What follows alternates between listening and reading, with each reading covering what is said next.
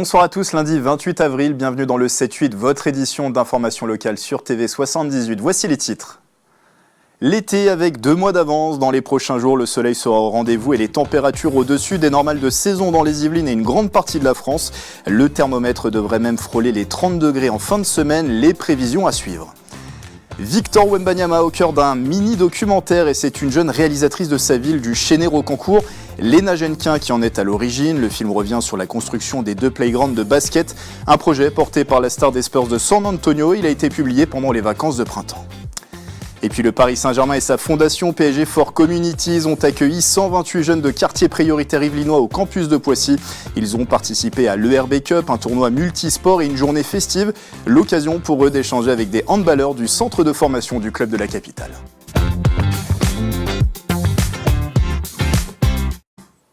On commence avec ces images capturées cet après-midi au bassin de la Sourderie à Montigny-le-Bretonneux et vous le verrez dans un instant également du côté du parc des Sources de la Bièvre à Guyancourt. Vous le voyez, le beau temps et de la partie en ce jour de rentrée après les vacances de printemps, idéal pour se promener, pour des activités en plein air. Il a fait 24 degrés cet après-midi dans les Yvelines et cet avant-goût de l'été va se poursuivre toute la semaine dans le département. Voici quelques prévisions. Le thermomètre continuera de grimper demain avec jusqu'à 25 degrés prévus dans le secteur de Mantes-la-Jolie. Il devrait faire 24 degrés à Houdan et Rambouillet, 23 degrés du côté de Versailles. Le mercure devrait se maintenir à ce niveau toute la semaine, et bien au-dessus des normales de saison. La journée la plus chaude est prévue pour vendredi, où la température devrait frôler les 30 degrés avec un ciel voilé. La pluie devrait faire son retour dès dimanche. Elle a seulement 18 ans et pourtant Léna Genquin a déjà beaucoup d'expérience dans le domaine audiovisuel. Réalisatrice d'une série diffusée sur TF1 sur les jeunes du centre de formation du PSG, l'habitante du Chénet-Rocancourt a réalisé récemment une autre série documentaire sur une star de sa ville, Victor Wembanyama. Le film retrace le projet de construction des 2 terrains de basket dans la commune imaginé par le joueur de NBA. Un portrait signé Clara De Frutos et Patrick Jacques de Dixmude. Il y a quelques mois, Victor Wembanyama a inauguré 2 nouveaux terrains de basket dans sa ville natale, au Chénet-Rocancourt. Un projet qui a été mis en image par Léna, une jeune réalisatrice de 18 ans, également originaire de la ville. On m'a contacté pour me parler de ce projet et de cet enfant de la ville, Wembanyama, qui décide de construire quelque chose au Chénet. Et on m'a demandé si je trouvais que ça serait pertinent et intéressant de le mettre en image et de raconter cette histoire. Moi, rapidement, je me suis dit que ça pourrait être super intéressant de mettre en parallèle la construction de ce terrain avec la construction d'un petit peu Victor ici au Chénet.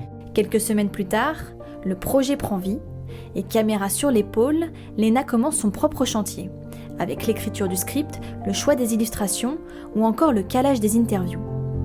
Le plus dur, c'était de caler ces 10 minutes d'interview dans son emploi du temps de ministre. Les jours où il était à Paris, c'était dingue comment chaque minute était comptée. C'était 10 minutes, pas une de plus. Donc on lui a laissé évidemment carte blanche, c'était aussi un peu l'idée.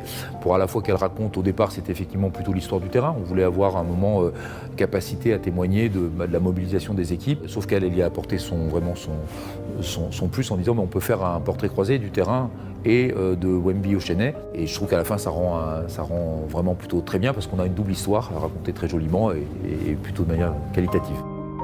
On s'est retrouvés donc 2 Chénet-Courtois. Finalement c'est assez drôle parce qu'on était dans le même collège, on fréquentait un peu les mêmes endroits ici au Chénet, on se trouvait plein de points communs après l'interview. Même si on ne se connaissait pas, on avait un peu eu le même parcours, un peu comme tous les enfants du Chénet finalement.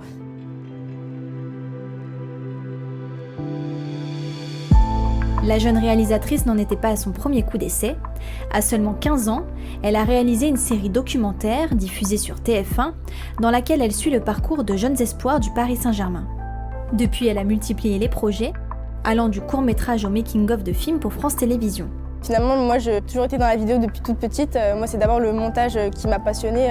Quand j'étais petite avec mes amis, vers 7 ans, je faisais des petits courts-métrages, des petites vidéos avec mes meilleurs amis. C'est en faisant des films pour pouvoir les monter après que je me suis découvert une passion pour la réalisation. C'est un peu venu comme ça. Et après, au fur et à mesure, le documentaire, ça m'a paru une évidence. L'étudiante est aujourd'hui en licence de cinéma à la Sorbonne Nouvelle à Paris. Elle aimerait ensuite intégrer la FEMIS, une école de cinéma très sélective qui pourrait lui permettre de réaliser l'un de ses rêves, celui de devenir réalisatrice de fiction. On continue de parler sport tout de suite dans le 7-8.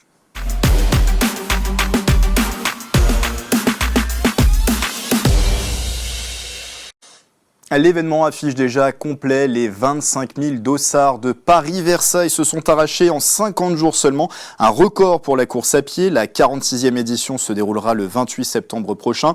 Et dernière chance pour vous inscrire, racheter le dossard d'un runner après désistement. L'organisation en remettra en vente à partir du 1er juillet.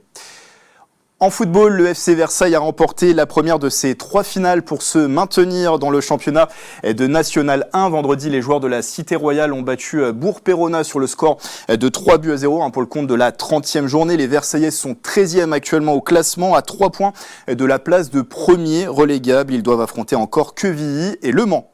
C'était une première, le Paris Saint-Germain et sa fondation PSG for Communities organisaient il y a quelques jours le RB Cup du côté de Poissy. C'est un tournoi multisport qui a rassemblé les enfants des écoles rouge et bleu de Mantes-la-Jolie et Poissy, notamment dans le but de leur faire découvrir différentes disciplines sportives. Retour sur cette journée avec Clara de Frutos. On va se casser la voix.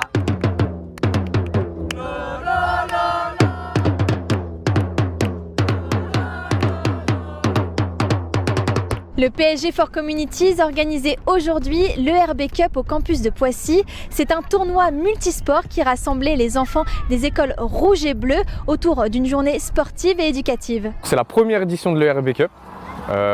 Donc on a pour objectif de la mettre en place tous les ans. Aujourd'hui on est sur une centaine d'enfants issus des 2 écoles. Ça nous permet nous de rassembler tous les enfants des 2 villes sur lesquelles on travaille. Ça leur permet de partager un moment convivial ensemble. Ça nous permet aussi de travailler avec eux sur différentes valeurs, différents projets qu'on met en place toute l'année. L'école rouge et bleu, c'est un dispositif après-école qui propose des activités physiques et pédagogiques à des enfants âgés de 7 à 11 ans issus de quartiers prioritaires. Pour le moment, il existe 2 écoles. Elles sont toutes les 2 situées dans les Yvelines. La première a été construite en 2018 à Mantes-la-Jolie et la seconde a ouvert ses portes dernièrement en 2024 ici à Poissy, au campus du Paris Saint-Germain. Qu'est-ce que tu apprends à l'école rouge et bleu?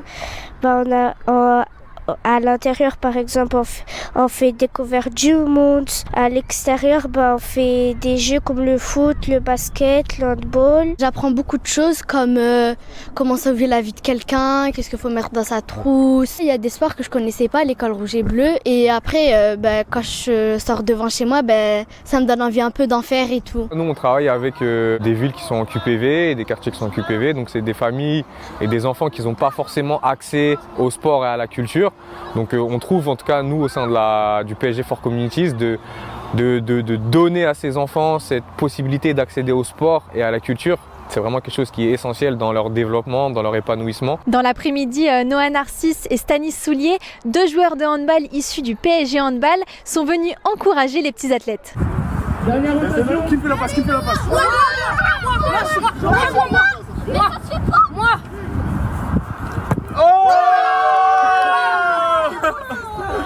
Ça permet aux enfants de avoir un moment convivial autour du sport, de la culture, même de l'art. Et nous on est venus pour voir un peu ce que ça donne, filer un coup de main, parler un petit peu aux enfants, être au plus près d'eux pour partager un bon moment. C'est vrai, c'était cool, on a pu faire découvrir un peu notre passion à travers quelques exercices et tout.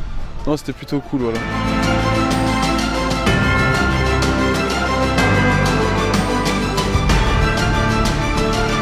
Alors pour cette première édition de l'ERB Cup, c'est la ville de Poissy qui a remporté le trophée.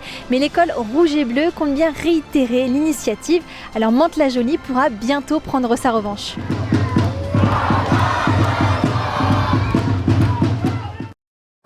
Puisqu'on parlait de handball, notamment, autre résultat à vous donner, le derby yvelinois en National 2 féminine, empoché par Mantes-la-Jolie. Le club l'emporte sur le terrain de Montigny-le-Bretonneux, 31-22 pour le compte de la 20e journée. Les Mantais sont actuellement à la 9e place sur 12 au classement. Elles comptent seulement 2 points d'avance sur la zone de relégation. Les Inimantaines sont-elles dernières et évolueront la saison prochaine en National 3 francilienne. Il reste 2 journées de championnat. Et puis, clap de fin pour la 34e édition du rallye Aïcha des Gazelles au Maroc. L'aventure 100% féminine avec navigation à l'ancienne, sans GPS dans le désert marocain, s'est achevée samedi. 380 participantes étaient de la partie, parmi elles Marie et Emeline que nous suivions plus particulièrement. À l'exception de la 6e et dernière étape, l'équipage 162 a réussi à boucler toutes les étapes dans les temps. Marie et Emeline ont même terminé à chaque fois dans le top 100 des équipages qui effectuaient leur première participation à l'événement. Bravo à elles. Et pour revenir revivre leur aventure, vous pouvez consulter notre article complet sur notre site internet tv78.com. Voilà, c'est la fin du 7-8. Merci de l'avoir suivi. Dans un instant, Authentique suivi d'Instant Sport. Belle soirée sur TV78.